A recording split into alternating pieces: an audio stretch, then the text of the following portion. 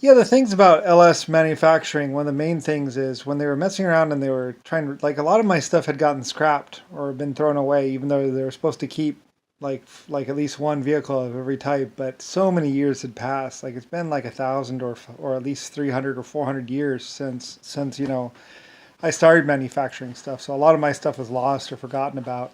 But all the companies, I always told the companies, I was like, save all the blueprints because every vehicle that I had built or I paid to have built, they were all built on blueprints. Like the inventors and everything, they would invent it, they'd get it to work, and then they would drop a schematic so we could manufacture it.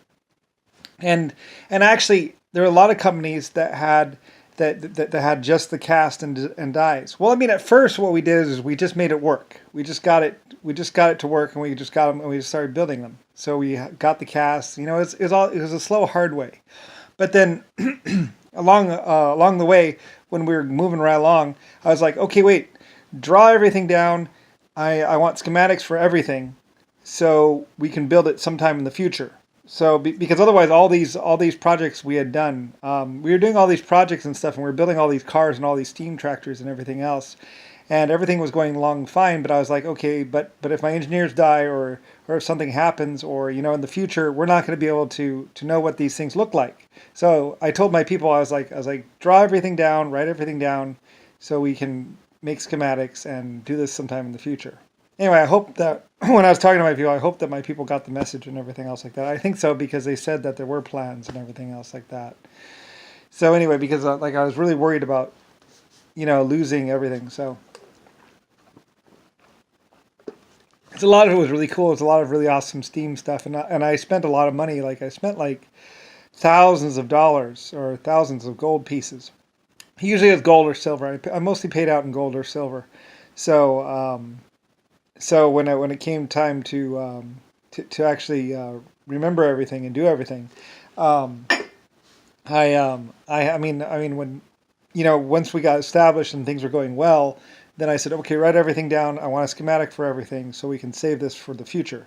And then we also started working on better schematics that would actually last. Like paper will degrade or if it gets wet or ruined. So like in Japan and stuff, we started wax coating the paper so it'd soak in, so it'd preserve the paper better. Because otherwise, and some of the paper sheets unfortunately got kind of glued together because they were wax and they melted over the years. I didn't realize this, but over the years, the glue, the paper would start to stick together. The wax seems to meld itself together, so you can't pull those pieces apart again. So, but they can kind of see and kind of look and kind of go like, yeah, okay, yeah, oh, I see how it works, and stuff like that. So we were losing a lot of stuff because I paid a lot of money for a lot of these things to be done. Because I mean, I invented them to a certain point, and I was like, all right, now you guys work on it. And so my guys would work on it and make it work. They would go, and then later on, I was just doing like, okay, now this is what I'm thinking about, and then what do you guys think? And doing that kind of stuff. I was doing more investor and all that kind of stuff. Because we had been building for so long that my people were basically experts. So anyway, with all this other, I mean, my people aren't slouches. They aren't stupid. You don't have to like my people. You don't have to like this and stuff. I mean, certain things I was like, no, I want it to be exactly like this. Otherwise, it's not going to work right.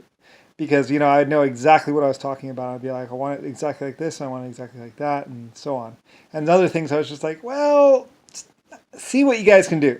So my people were highly paid. They're getting like $80 an hour, the equivalent of $80 an hour. So, and basically I'm funding them for years. So, and like I say, people aren't, I trusted my people. I knew my people were really that good. They had built lots of things and put lots of things into production. So I was like, well, I know my people. They're really good. So I mean, I just had to ask them, and they were done. And it's like, oh, cool. Yeah, and usually it's like 5,000 people working on a project or 4,000 people working on a project. So anyway, so yeah, so a lot of these old farm tractors, like some of them, they would go forward just fine, and then what you do is you pull it out, you pull one of the clutches out, and then you can make a turn. You know, and then from there they're like, okay, well now how can we do that easier and stuff like that? How can we make that into a lever and stuff? And so then they continue on working. And like I say, we're actually farming and stuff with this stuff. So they, and then they, hey, what about this? you know, and then things start to it starts to pick up energy and pick up momentum. And like I said, I had a lot of Chinese and Japanese. And then we get to the spot where basically the museums are hit. Like I have all this gold and all this silver sitting inside all these museums. Like you roll back the doors, and there's all these photographs on one side, and there's all these models on the other side. And in China, at least down deeper, there's all these brass and gold statues, solid brass, solid gold, just like piled up. There's lots of statues and lots of different models of buildings that are done in gold or silver, because sometimes with the models I'm like, yeah, why don't you do one of those in silver? So they mess around and they actually carve out all these.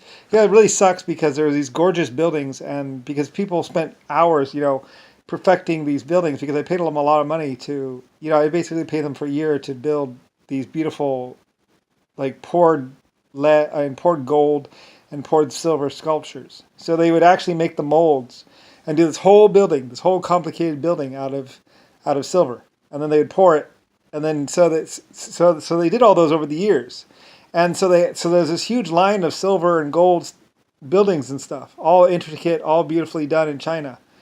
And then when Nixon and JFK and Jimmy Carter and some other people go there, they're just like, oh, melt it down, let's make some, they just melt it down and put it into blocks of silver and gold. It's like 500-year-old sculpture in aluminum or gold, and they melt it down for blocks.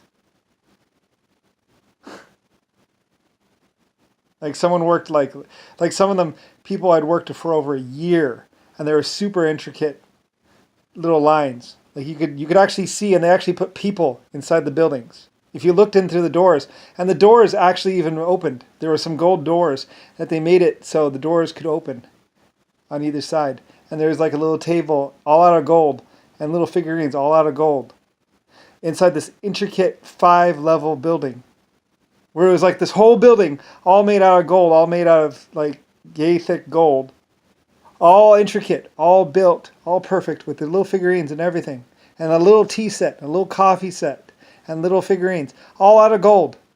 And so you open up the door, you can open up the doors and everything and look inside, and like there's even like little things, little pictures on the wall, and it's all out of gold, and it's this intricate, really super intricate gold building. That's a copy of a building that we built. And Nixon walks in, or JFK or somebody walks in, and they melt it down for the value of the gold bar. So anyway, yeah, and that's what happened in China and some other places. Oh yeah, and on the way in, they shoot the guards and shoot everyone. And then they shoot their way out of the towns for the value of the gold. Anyway.